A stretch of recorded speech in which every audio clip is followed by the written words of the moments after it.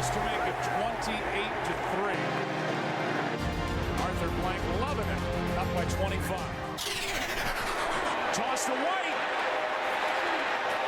He's in! What a comeback!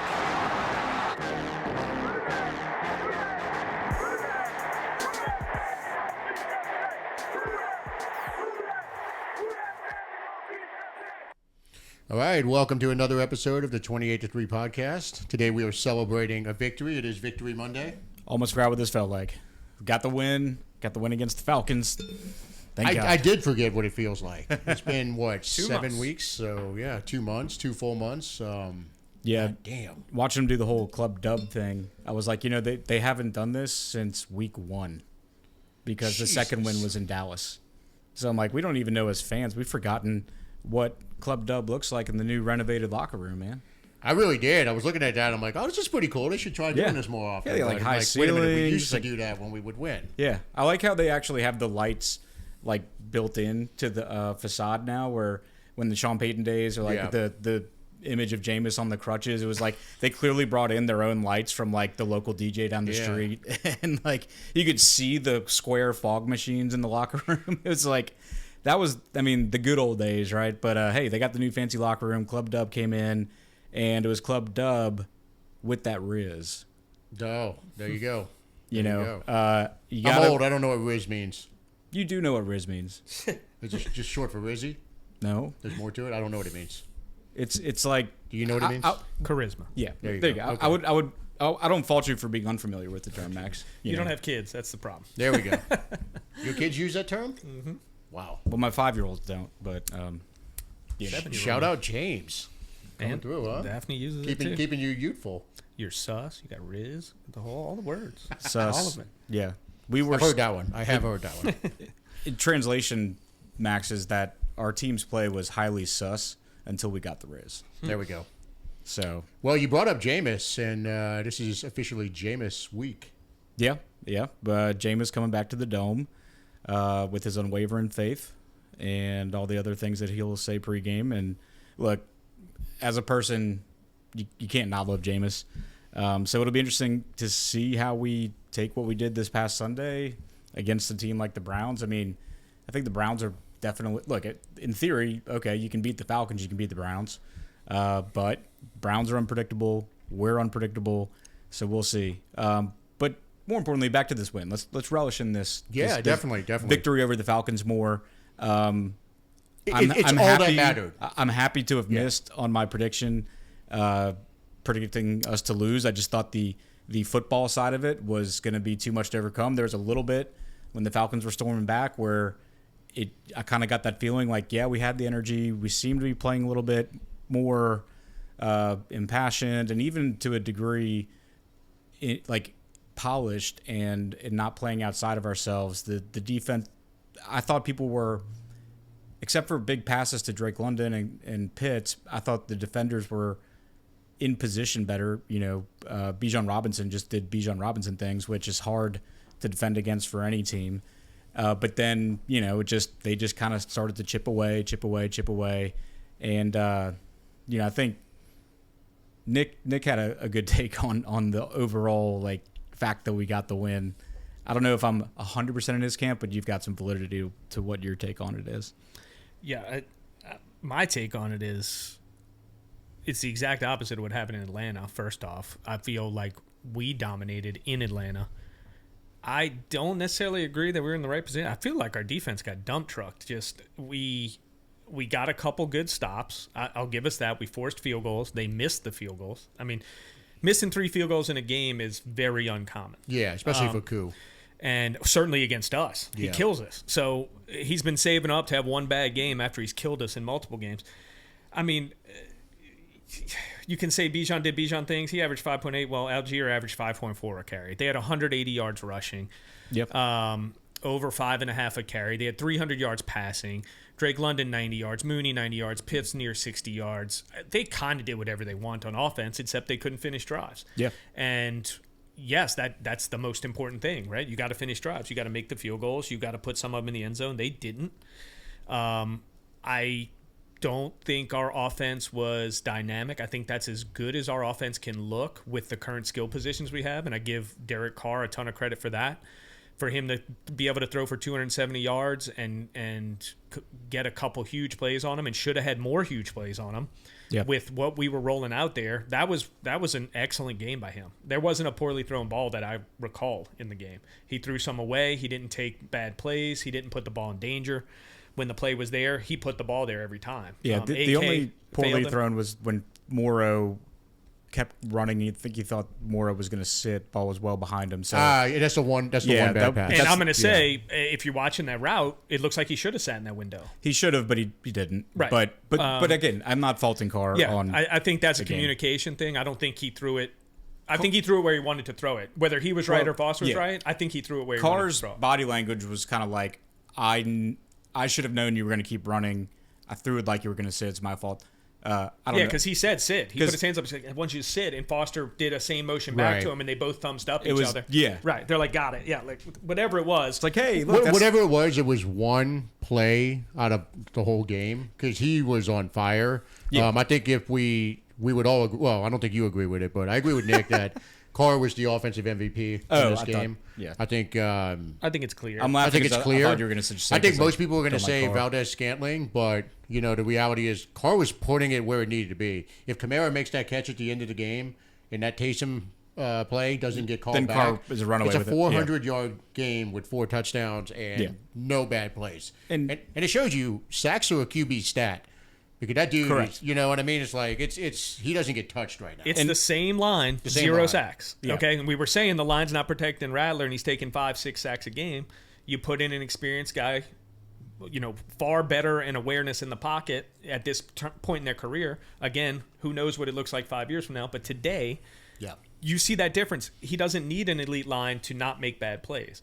I think for us to win consistently, he needs a good line. He's not good enough to be the reason for a team. Yeah, 100%.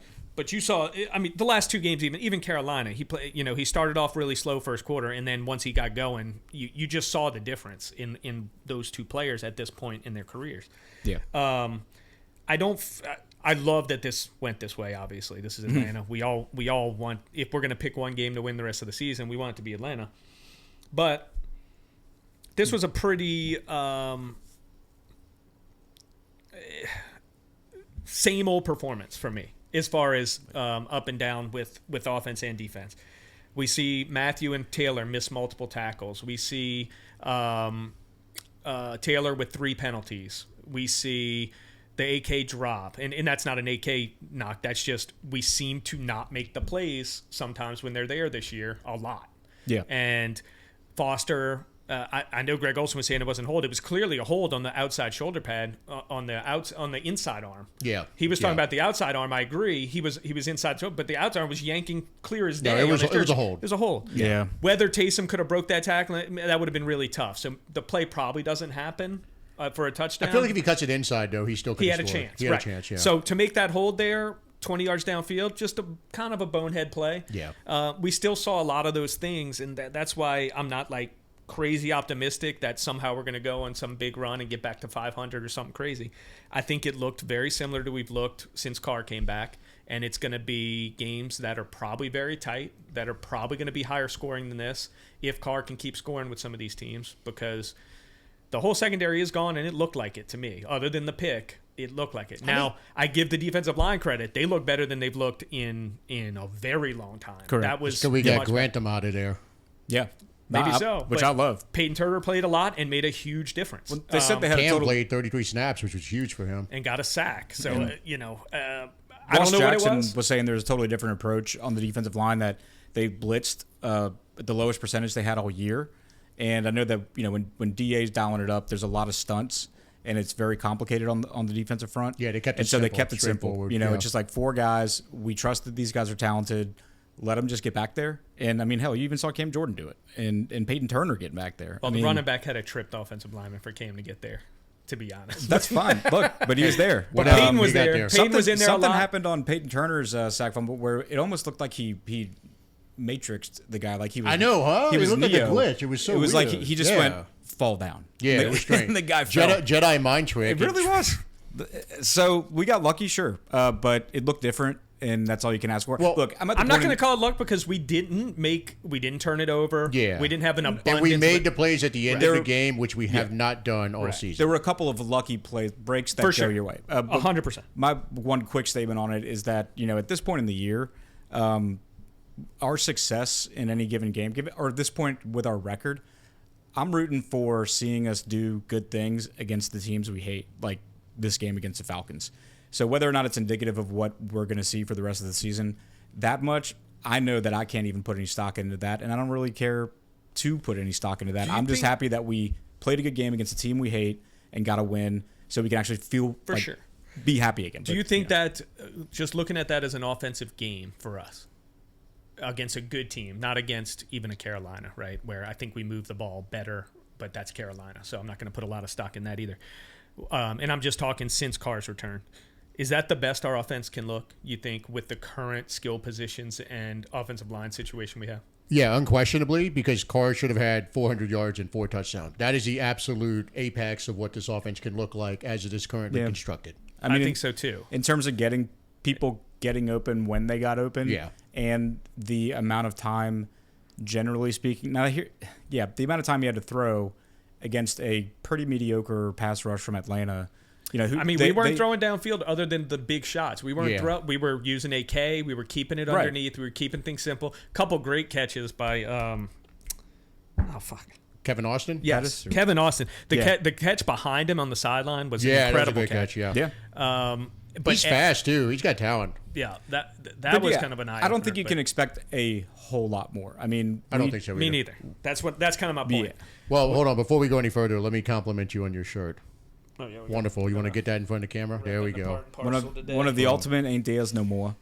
That is a vintage shirt, by the way. That's one of those I hear he's in on something that no one else knows about. I hear the owners were great, the founders of that particular establishment. 4 out of 5.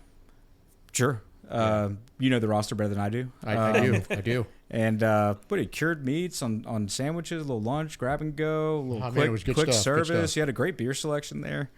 Too bad it ain't there no more. But anyway, back to the game. You and I talked about this. I think I'm not concerned, but confused by Rizzi. He was super aggressive on that first one, right? Goes for it on 4th down. I'm like, okay, so he's living what he was preaching all week. All week he talked about, hey, we're going to be aggressive when we need to be. The metrics, all of that stuff. You saw him run over to Clint Kubiak. Yeah. And look at him, and he's like, go, we're going for it. Right. Yeah. So they go for it, which is fine. They don't get it. That's fine. I like the decision to go for it. As we progress in the game, that went away.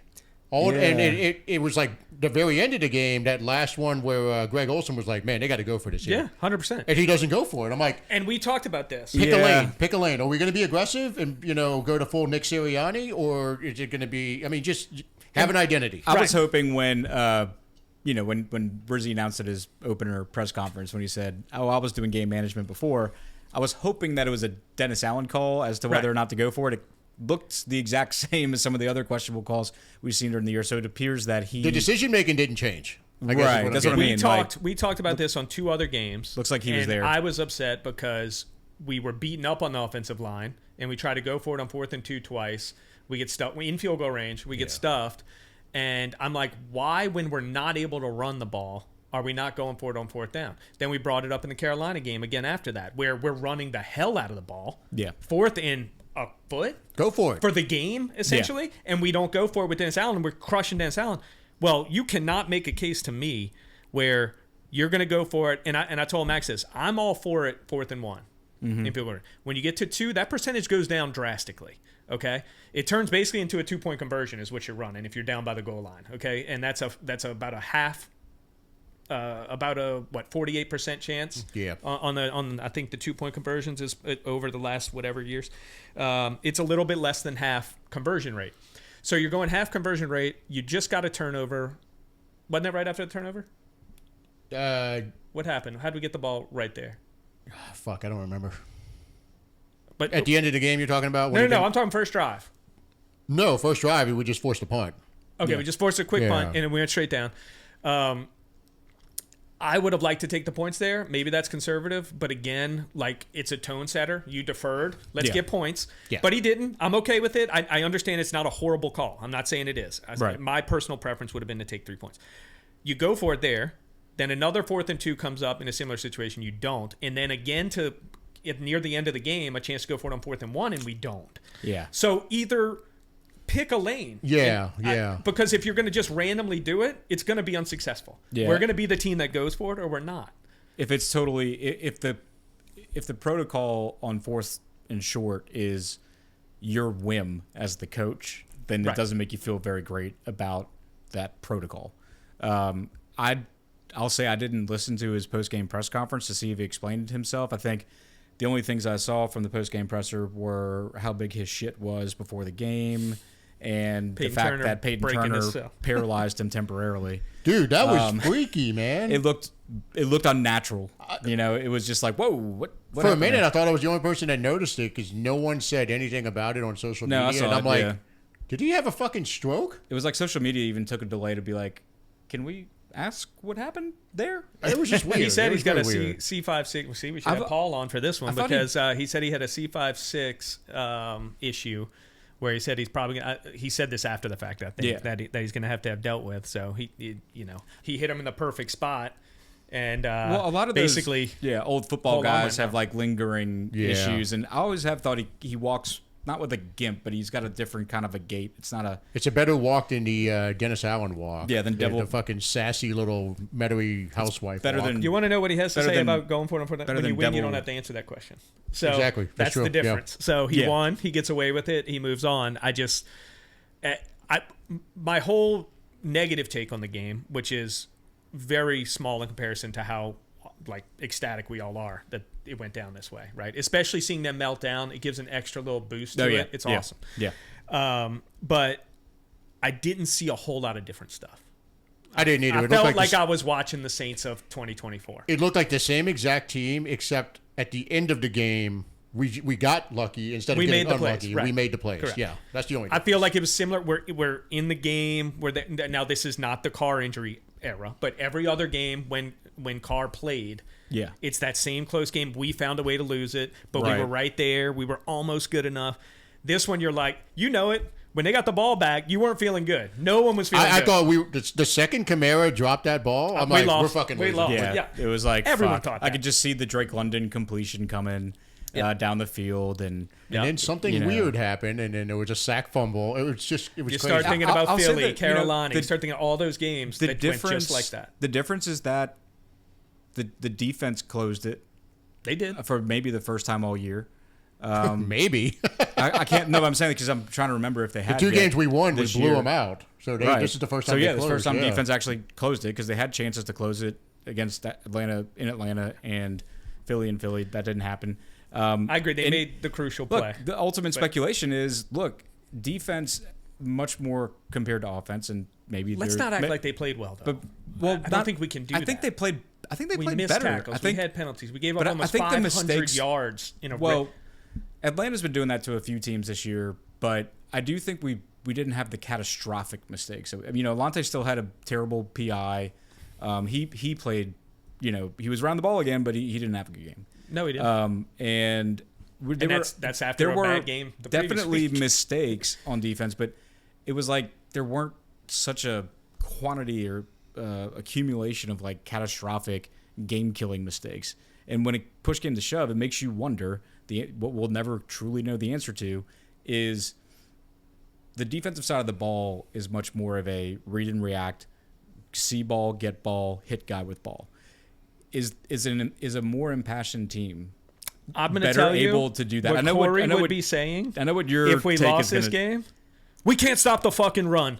They ran it down our throat, did whatever we want. We didn't. That's what I'm saying. Right. So, but I'm talking about the very end of the game. Because we've seen us at the very end of the game with the game in reach. That's fair. We had the game in reach at Philly. That's the only difference between this game and the rest of it was like it really is. We got home when it mattered. This was the Chargers game, except they missed all their field goals. If you would have showed me the first 57 minutes of this game, I would have said this is the exact same game I've watched all season from the defense, with the exception of the two where they got run out of the building. But the other ones, I would have said this is exactly the same script.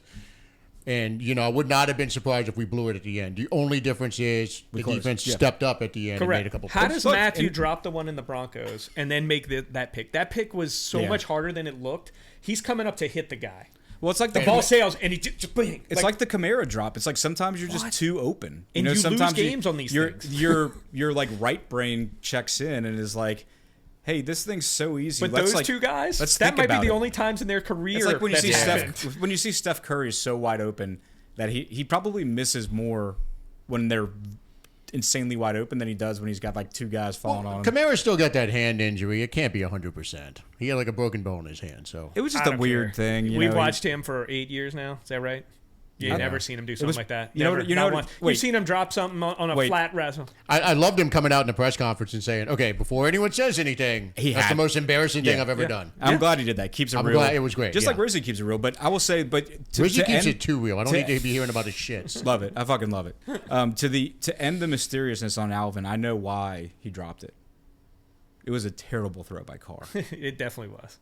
Carr should have put it on his chest. There are people. He had to reach out. There are people in some circles of the interweb. Carr missed him, man. Dude, you're sweating. Yeah, it's hot in here. Look at this. Oh, gosh. Glad we're on video. Yeah, no kidding, huh? Well, why don't we take this moment to go ahead and look at the predictions and kind of see where we stand after this game. Yeah, this is brought to you by apparently whatever deodorant I'm not wearing. Max gets the only win here. He called it. I think we all kind of said this was going to be a little bit of a dogfight for most of the game.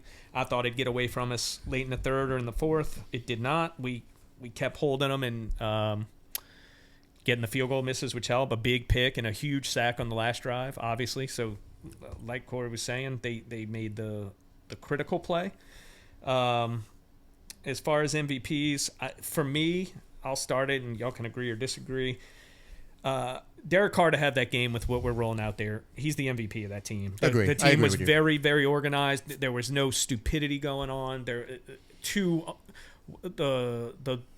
touchdown, the deep touchdown to Valdez-Scantling was an incredible throw. Yeah, the one in triple coverage, it was unreal. The throw to Kamara was a touchdown that was dropped. That was perfect. He got the ball to Kamara early in space where he could create things in the pass game. Everything seemed quick and on time. I think that's as good as a quarterback is going to play with what we have that we're working with. With what we have, with this team. On defense, for me, we talked more about defensive line. That difference, the only different person that played an abundance of snaps, I know Max mentioned played more snaps, but Peyton Turner played more snaps, and he made a huge difference. He was a problem for them. And who did the snaps come at the expense of? Was it Granderson? Granderson did nothing, I would say. Or did they just have like a really well-balanced rotation between all of them? Because I didn't think about that till just now. Because for Cam to triple his snaps from the previous week, but it's only for Peyton Turner to. But you're only looking for 20 snaps, right? So I didn't see because he's been averaging like 12, right? Right, but Peyton Turner also had an increase in snaps, so that's more than 20. Yeah. So who did it come from? Was it just all of them? I don't know. Did the other one just shave off like 15, 20%, or? I mean, they did have 73 plays, too, so that helps you get more snaps. Yeah. By just allowing the team to have a crazy amount of snaps. No, that's true. That's true. But it could be that. I don't know. Granderson was a non-factor, I'll say that. He was, yeah. I don't know why. Chase Young, mostly a non-factor, but the biggest play of the game maybe on defense. The key play. So we're going to go ahead and say Peyton Turner. That's for me, unless I y'all agree have with that. No, I think you got to give him his flowers on this one. And look, man, the defense since Werner's been back. The only other thing I would say is that was the first game since he went down with the hamstring that DeMario looked like DeMario to me. He was getting to the sideline. He led the team in tackles. We did give up a ton of run yards, which that doesn't back up what I'm saying, but just him laterally and where he was able to get on the field and make plays, he looked like a little bit like the first couple games DeMario before the hamstring injury. Anybody else? No, I think it's Peyton Turner. One guy who's not. Will Harris had a monster hit. That was awesome. Yes, Will Harris. I also I think honorable mention should go to Ugo because he was Ugo Johnny. Had a good game. He was Johnny on the spot a lot of times. We're kind of a redemption game for him. He had been getting picked on a little bit. I believe it was last game. He I just feel like any time before Sunday when his number was called, it wasn't for a good thing. But he was. I think he had. No, that's a good point. I think Ugo, Will Harris, Peyton Turner. And if you look at Peyton, he led all defensive linemen with tackles. You got 2 solo by him, 1 sack, 1 tackle for loss, 1 pass defense, and then 2 QB hits. Yeah. It's like that's a great. I would agree with Nick and say that Peyton Turner probably deserves it, but Will Harris has a strong case. Ugo did well. And yeah, we're gonna have to investigate that Granderson issue because he. How did Granderson have 0 tackles? He had 2 passes defense. Two. I remember his tip balls. Yeah, there was a couple that I saw him lined up at DT a couple of times. Something was up with that. Well, look, it's Brian Young, new defensive line coach, so obviously he shook some things up. And look, man, they made plays at the end when it counted. So that's the thing. I just think the defense just seemed to be in a more, like I say, better because they still had their warts, especially like Nick's talking about. They ran at will. It seemed like there was downfield passing, but they were more often than not in a spot they needed to be. Almost like they were in a more advantageous position. Whereas I feel like the past few games that a DA's play calling, it just seemed haphazard. It was like, all right, we think we need to run zone now, and then run zone, and someone sits in the soft spot, and okay, now it's man, now it's blitz. There just didn't seem like any rhyme or reason. I feel like we were at least like things seemed to make sense. I like how they rolled out and just said we're going to play man. Fuck it. It don't matter if we're down to rush 4, yeah. Or it doesn't matter if we're down to our 4th cornerback or a hybrid. Willie Gay got in there, and they had a few 3 linebacker sets they went back to. They had gotten away from that. I think that's good for when you have teams like Pitts and Bijan in there. Like just get some bigger bodies back in the game. That catch by Pitts was on Alante was just embarrassing. Yeah. I mean, and it's what he can do. But Jesus, that was and I'm like, disrespectful. did Paulson Adebo just come back and get into Alante's uniform because it was like the panic that was shown by Alante. That's how they're coached, man. Yeah. What side is he playing on? Because I know he's not traveling. Is he left or right? I don't know. Do they? I wonder if do they maintain the same side nowadays? Or Lattimore never traveled, so they always stay on the same one. But I don't know if Alante might have traveled because he Yeah. plays. Well, no, I think he did before, but I'm wondering if he's playing in the same spot Adebo was, and that curse is just kind of flirts. It just stays on that side. On the Pitts play, he was playing on the right, and I think he was playing on the left. I think he was moving around. So yeah. I mean, it would make sense because he was the only reputable corner playing. The thing with Alante that is dude almost picked another one. But you can John Charles? Yes. Yeah. That was crazy. It was close too. Yeah. I mean, he's solid. Look, he's John solid. Charles' stat line was pretty damn good. I mean, 7. And I mean, you don't want your corners tackles. having 7 tackles. So I was surprised. Both of ours did. So. Who did I pick? Who did I pick for MVP? Did I pick Pete? Yeah, you did. I think you actually didn't write a name. You did pick Pete. I remember it. Yeah, because I was surprised. You just wrote 8 tackles, one tackle for loss. You didn't do very well with transcribing the predictions. I'm not used to doing it. I'm used to thinking and talking. You didn't even write the lockdown. Come on, man. What was your lock? The lock was Taysom 2-time. You almost had Taysom 1 time. Almost had Taysom 1 time. If you would have had the 1, then the juju would have been there. So what are the updated standings? 8-7-3. Corey's been on 3 for. Oh man, I've been on the 3 for a while. You tried to. to be fair, I've get been on the sneaky 8 with for it. a while too. You tried to get sneaky with that. I got to try a different approach. I'm not like our former head coach who says keep doing what you're doing. I'm trying to mix things up. Well, you're doing what you've been doing, which is losing. That's funny, Max. That's very funny. Well, it's fair. Just kick a man while he's down. All right, so 8-7-3. I like it. I mean, it's pathetic on all 3 of us, but we don't know shit. Yeah, I'm not good at this. Yeah. Oh God, these predictions are bad. Yeah. Y'all, pathetic on all 3 of us, but I'm the second out of y'all is more than twice what I have in terms of points. So it's all good. Well, the fun thing is, so the Saints players got an extra day off now this week because of that win. I didn't realize that's an extra day off. Do they not report on Wednesdays anyway? No, they got Tuesday off. That's what I mean. Like, so he said report on Wednesday. I didn't realize that Tuesday they usually was I like think they go in on Tuesday, I guess, watch film or whatever, and then they start practicing again on Wednesday. Yeah. But you know what it is. Good head coach would do it. It's like you're rewarding the team, but you're also taking notes on who's coming in on the day off. That's a good point. I like that. It's not mind games. It's just a little tactic. You can see who's more committed. I tell you though, man, that was what else are you doing on Tuesday? Like, I mean, I get it if you're one of the old dudes, but like that's you're getting paid millions of dollars, and the coach says you get an off day, that in season. I'm like, I don't know, just watch TV for a little bit. I don't know. So you would be at the facility working out? Yeah, why not? Okay. No, hey. I mean, is it weird that's just? I don't think it's weird. I mean, I just was curious if you would be one of the guys showing up on a day off. You're a first in, last I'm not out. I'm not going to question. Gritty. Look, leaders You are got the leaders. skin tone for it. Max, If you're 3-7, you probably should be in the building. It's a statement. This is true. This is true. Yeah. It's been pretty rough. But no, that was fun. It's good to be back in the win column. Yes. I don't, that was, like you said, that was the one game where if we're going to win one game the rest of the season, beat the Falcons. Yeah. Beat the Falcons. At this point, I have zero expectations for the rest of the way. We're still 3-7, which is obviously not a great spot to be in. I know we dropped down to the 9th pick in the draft. But and the Panthers are now at 10, by the way. Yeah, they got the win. Yeah, they were 1 going into our game last week, and now they're all the way at 10. It's like, okay, there's a whole cluster of teams that have 2 to 3 wins. Yeah, it's crazy. Like, okay, Panthers. So now you're motivated not to be last. It's interesting, man. I mean, look, right now we're at the 9th pick. We could be at like the 18th or 19th pick this time next week if we win. It's sure. Crazy. I mean, that's what I was getting ready to say about the division. Yeah, dude. Not that high, but how many teams would have make to the be playoffs? 14 now. 14, so you could get up to 17, 18.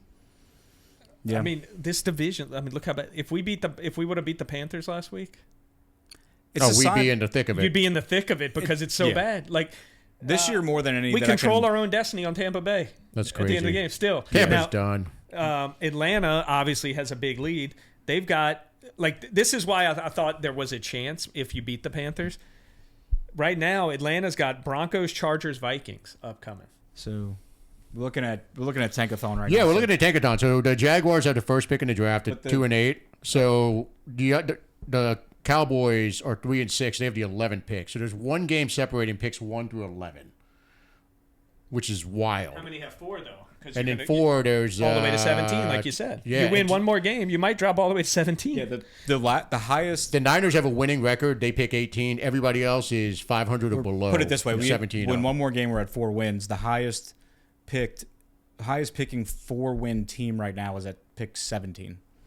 Yeah, so we could get to 17. So a lot of those 4-win teams, tiebreakers. assume half of them get to 5 wins or a third of them. But how wild is that? From possibly pick 3 to possibly pick 17 in the span of 2 weeks. Pick 2 that's fucking until insane. the Monday night game happened. But yeah, that's insane. Or Sunday night game. But yeah, it's look at the Patriots. They had the first pick. Now they have the 7th. I think we're just not. I bet you if you ask like Panthers fans or Browns fans, they're like, oh yeah, this happens all the time this time of year.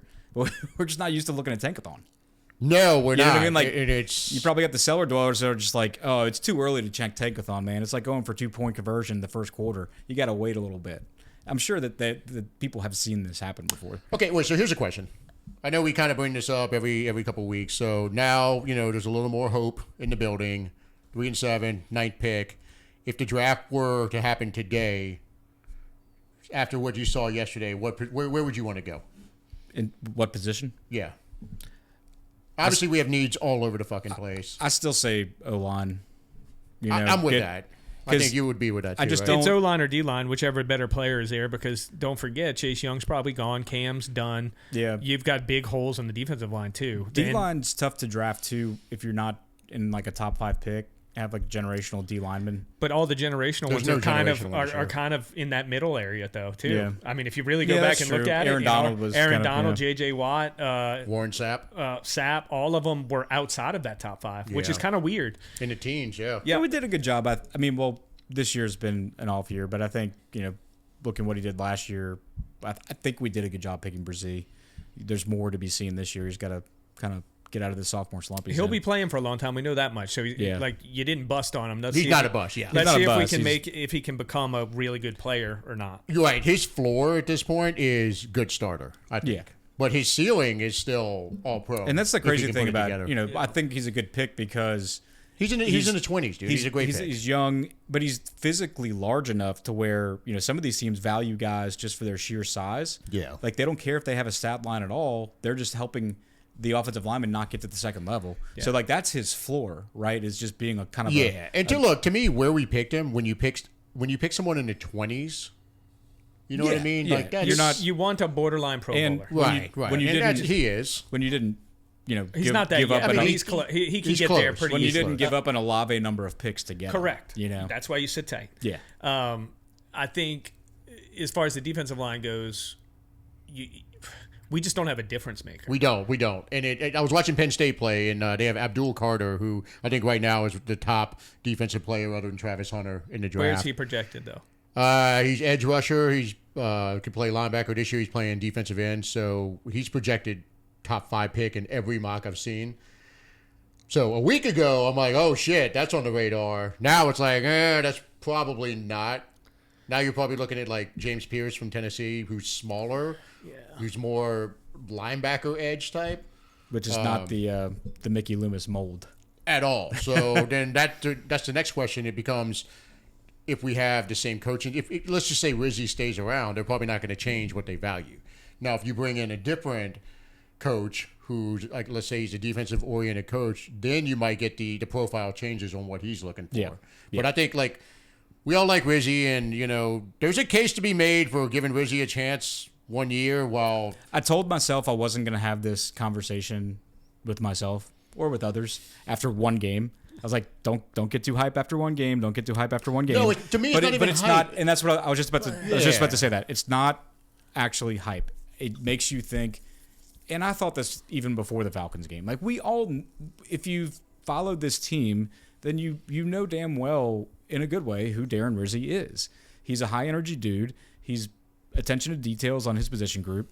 He was, he can articulate, he can communicate well. Clearly, he was heading up the committee for the rule change on the kickoff and all that stuff. So, he's gonna have all of those, head coaching intangibles, for lack of a better term.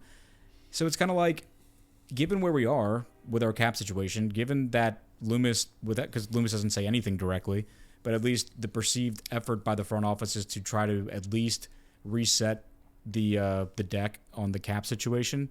It might make some sense to just roll with Rizzi, a fan favorite coach.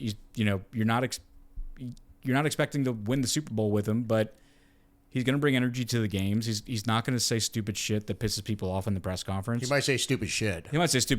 About shit. He might talk about actual shit. But, like... I don't want to get ahead of ourselves here with that, but I'm not opposed to it if it means you're still resetting the cap. You're just like you told me to check back in about. I told you I'd check back in about the Carson Beck idea with if we had the top 3 pick. But you won't even commit. And we'll check back later. This is a check back later proposition. How do you feel about Carson Beck now? If we have an extra 3rd or 4th rounder, sounds great. But my thing, nothing I saw changes. Yeah, nothing. Yeah, to me, as far as like maybe giving Rizzi a chance of that. Whatever. It's premature. You're talking about hiring him just to keep him as a lame duck so you can replace him in a year. That's what you're motivated. So he would have to agree to that too. No. That's not how you sell it to him. You say we're gonna, and this is assuming a winning record on the way out. He'll take the opportunity. I mean, he would take the opportunity? Would he take a 1 year? I doubt it. No, not a 1 year. No, not a 1. I'm saying you still give him like a 3 to 4 year. No, you give him a 3-year deal. You don't give him a 4 year. You give him a 3. 4 if there's like whatever. But no, you give him a decent, like a 3-year contract, whatever. And this is all very premature. Rizzi's not the kind of guy to say like, no, Mickey or Gail, I am so sought after that I refuse to be a lame duck for offered. You. He's going to take it. He's going to take whatever's getting I offered. hope they don't go that path. We'll see. It's premature. It is premature. My concern though is this is Antonio Pierce in the making. We got excited and we're saying you don't realize that he's not really a great coach. But at least with Rizzi from a head coach. The reality is that Rizzi's been in the coaching he's respected, man. For a while. He's well respected, league wide. What you would love is get somebody in here where you probably keep him and Clint, but if you get like a Ben Johnson, you're not keeping Clint most likely. I worry that I want to see Clint with a full year where the injuries aren't like But that, to me, the only scenario that happens is if Rizzi stays for another year. But we know the baggage I think that that's the is only way. that is latched. No one's keeping Kubiak. We know the baggage that's latched onto this team in terms of personnel and salary dumps. So it's like, or just salary weights. And so my fear is that we bring in someone who is extremely qualified, and they just simply can't make it work with the guys that we basically have to keep on the roster. They don't have any flexibility to go out, even to get a guy who's a free agent from his old team, which you see a lot of new coaches do. They can't do that under the current cap scenario. And I think Mickey's going to refuse to do that just because they've made a conscious choice to try to reset things. I don't think he has. I disagree with that. I think it looks like that with some of the moves, but I don't think that's really the case. I think he decided it's business as usual for him. Yeah, I really do. The more I've watched the subsequent moves after those original ones where we all thought that, hey, we're definitely, this is our.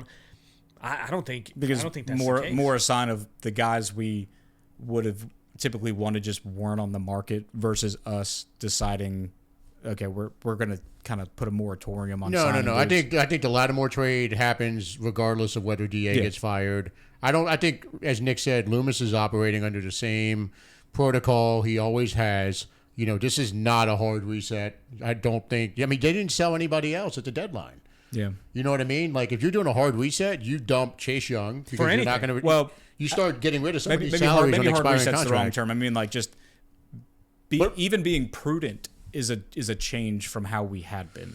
Yeah, but they've been prudent this offseason and last offseason that they haven't been handing out, other than Carr, they haven't handed out any big money contracts. Everything's 1-year deals. I think that's what I'm saying. I think last offseason and this one is right, change. but nothing. What I'm saying is nothing has changed in the last. But they few also weeks. had no money. Right. So that could be the So my driving fear is that we'll He get did it. say they were trying to get the cap Yeah. in line. My and fear that's- is bringing in, and look, I mean, you play to win, you hire to win. I would have concern for an insane talent like Ben Johnson coming in and just being handcuffed. Now, the idea is that he you bring won't in, take the job if that's the case. Yeah, exactly. Yeah. Yeah. So I think He's already shown he's not taking a job unless they roll out the bank account to him and then give him they cater to every demand. I he would wants. think he could get a it's Peyton not contract right out of the gate. Watch. Well, that's the thing about coaches coming in is that they're not beholden to the salary cap. So I don't doubt that Gale would pay for the right guy. It just, are we what that guy's looking for based on what other options he has? Again, no, we gotta see how the rest of the season goes and kind of see how it finishes up. Because look, there's still the possibility that Mickey gets promoted up to a different position. And I think it's a possibility. You did not see him greeting any of the players outside of Club Dub yesterday. He's been. You notice that? You saw Kai Harley, you saw Lauscha, you saw Gale, you saw everybody else. He wasn't there. I think Gale gave Mickey a lot of passive aggressive mom energy. I think she did too, and I love it. I love it. Thank you, Gale. Mickey is giving her a lot of passive aggressive. I'm staying in my room, Mom. Seriously, man. I mean, don't touch my drum set. He's got some stepbrothers energy going right now, man. Look, it's obvious. He didn't go talk to the team after DA got fired. No one addressed the team other than Rizzi. And this is the he same wasn't guy outside of Club Dub. He inserted himself like 2 years ago. He was like, I'm going in. That end of season address or whatever it is. So you're right. It's not like you heard James Hurst talking about he said we all thought DA was getting fired and that's why he came into the locker room. Yeah, and apparently it was Mickey who said no, let's just give him one last chance. Well, no, Mickey looked at the team and was like, okay, if you're not with us, you're basically you're out. Buy in or you're out. Right. If you're not with my terrible Last decisions. question, because obviously the biggest debate that I think has been since he got here is Derek Carr. What do you think their approach is with him regardless going forward? Because I think he's here for multiple years more. I think he's absolutely the starting quarterback in 20. Well, hold on. No, I'm not going to say that because we don't know who the coach is going to be. I think if the coach is Rizzi, then Carr is going to be the quarterback. No question. You're saying next year? In 2025. I think there's no way he's not the quarterback next year. I would handicap it as very slim chance he's not, but I will if they pulled like a Ben Johnson or somebody, I could see him being like, nah. And how do you feel?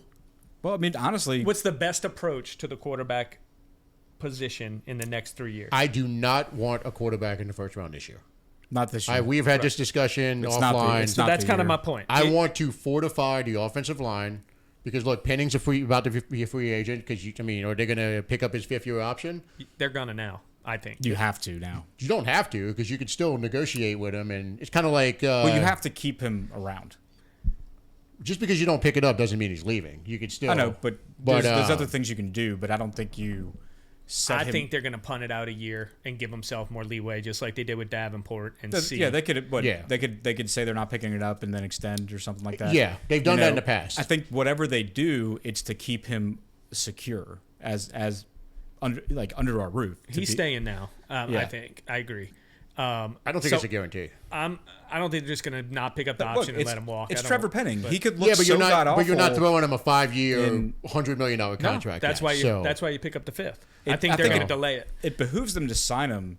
I think it behooves them to not do that. It behooves them. You're saying give him the Cesar Ruiz contract. Give him to extend him now, because if he has another, you had that decision with Alante. If you pick up the option, pick him up now. If you pick up the option and he has another season like he does this year, there's no option on Alante. Right. Then he's a second year. I'm saying you can do it before next year, because we got him next year. But if Penning, you can do it early, or you can wait and see if he may elevate, and you may cost yourself money. Alante, I would throw. Who got the contract? The Granderson.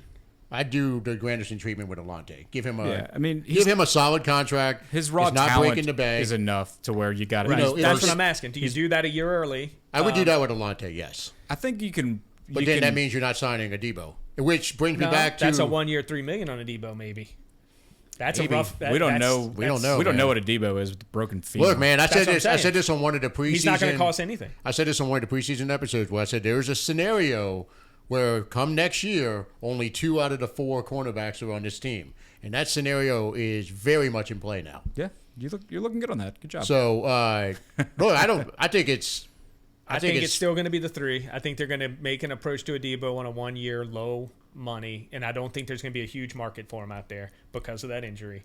They catch a break there. No pun intended. We are. I think the 2 surprises in terms of who are you bringing back and what does this team look like in the next even 2-3 years is the 2 surprises on that. We're having a Trevor Penning discussion because we didn't think it was coming through, and I think if his performances like Sunday keep happening, we're gonna have a Peyton Turner discussion. He's a full-on free agent, right? Because they declined his option, right? Because and I'm not paying him anything. I'll be honest with you. If he wants to come back for very low money, I'd give it another shot. But I'm not paying him. If he keeps playing the way he's playing, he's got to stay on the field. Well, hold on. Here's a question: would you pay him or Chase Young for another year? That's what I'm saying. Money? It's going to come down to him or Chase Young. I'd pay Chase Young. At least he's on the field. Yeah. Going back to Penning, though, my thing with Penning is that I think if he's done surprisingly well enough this year to where if you just simply pick up the option and say, all right, just come back next year, and he has a repeat performance, and so he's looking at either re-signing with us. He's here next year already. He's already here next year. We got him. It's the 5th year's the year after next year. Yeah. That's what I'm saying. You don't have to give it to him. You could just say, let's see how he plays next year. Yeah, I was a year early on that. And you could absolutely franchise him if you needed to lock him. So you don't have to pick up the 5th year. The franchise is significally more than the 5th year. He's a season away from getting big money, is what I'm saying. He's a season away, playing the same way from getting because of the size. He's at least a season away because you can't give him money yet. You just can't. No, I think I would just do it. When's the 5th year deadline? In the offseason, right? Yeah, in the offseason. This offseason. So I'm probably doing it, and then if you want to try and renegotiate him and extend him while he's still here. See, look, his base salary in 2025 is $2.6 million. Right.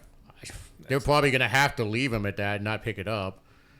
Watch him be the ultimate of irony would be 2025 stays that way, right? Yeah, it stays that way is what I'm saying. So the ultimate of irony pick up 26, clearly we'll be in a better cap position at that point. I can't wait for the Trevor Penning holdout before his option year.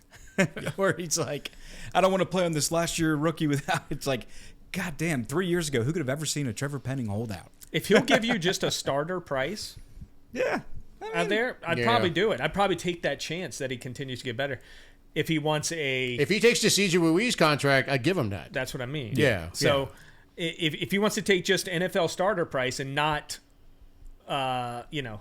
starting, he's a right tackle now too. I See, think about Ruiz got a 4-year, $44 million extension, $30 million guaranteed. I think if you have a right tackle that would take that, you take the chance.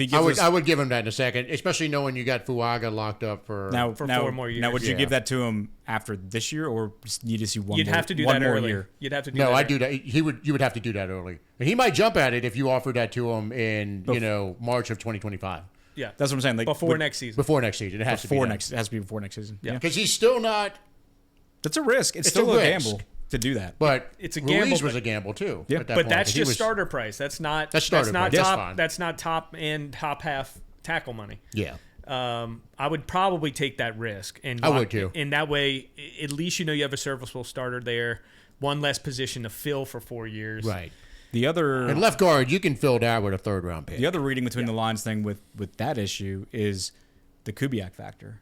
You know, That was what I was going to get to because Because- how much of that is Kubiak masking? Right. Because if you do that and Yeah. then Kubiak's out because of whatever coaching change you make or don't make, somebody else comes in that's more traditional, and then he starts to look like Trevor Penning from 2 years ago. It's That's like, the oh, risk. Fuck. That is the risk. There hadn't been he's had some rough penalty games. Carolina game really cost us, maybe even cost us the game with the 2 back-to-back. He had back-to-back drives of holding and then a personal foul, I think, I don't remember, but shut down 2 drives. Other than that, you're not there saying what is Penning doing at all this year. You just don't notice him, which is a Correct, good which thing. is good. If you're asking that so question, it's- then right. yeah. It's the long running joke you and I have had since we were kids and been watching football seriously. It's like we're always like, well, I hear that offensive lineman had a good year, but and the telltale sign is when you don't hear his name called during the game, that's a good thing. Like why? Because you ask sometimes you have to ask the most obvious questions to make a point. It's like, why should anybody know if an offensive lineman's having a good year? Right. He shouldn't be down. I mean, if you're downfield on a passing play, it's a penalty. Yeah.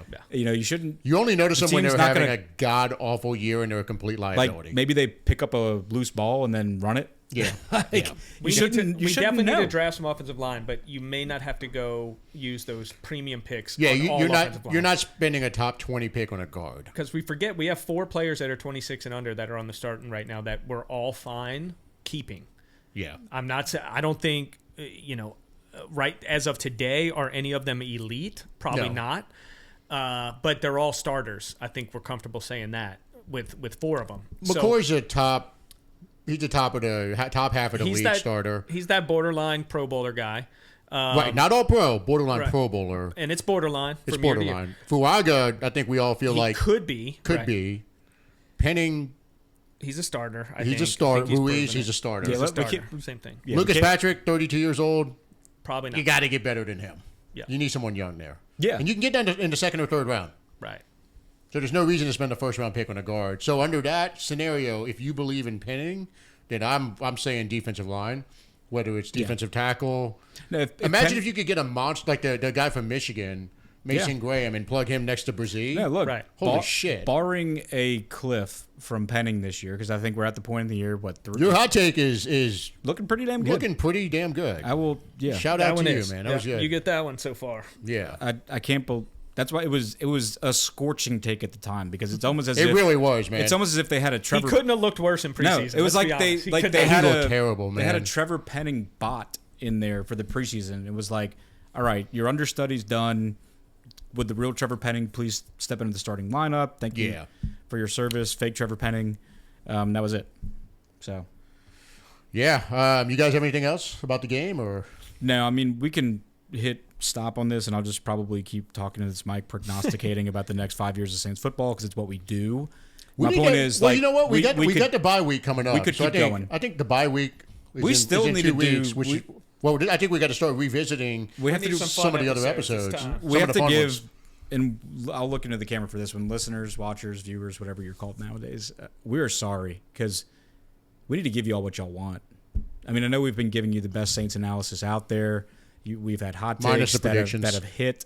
We're not going to talk about that guy that comes in and does locks because he hasn't hit on one yet. But there's a thing that we did in our first year, the signature episodes, such as the Saints Charcuterie Board, the all-time The sequel is coming. the to that one. QB episode, all-time Saints QB, which is a rough go because it shows just how bad our history is. But there are some. My point is, there are some signature episodes that we can bring back.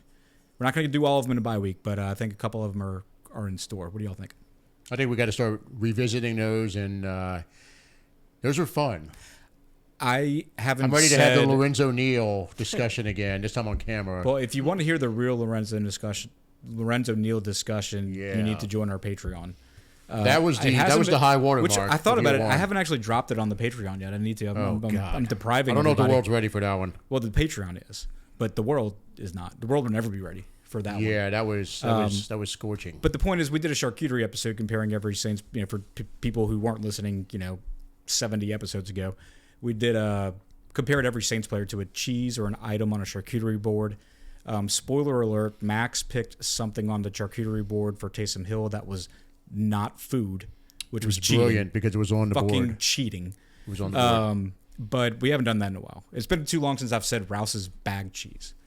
You say that way Colby too Jack. much. So. Colby Jack Corey. Yeah, there we go. We'll bring these back, though. I think the long-awaited and long-promised sequel to the charcuterie board episode the job done. is coming.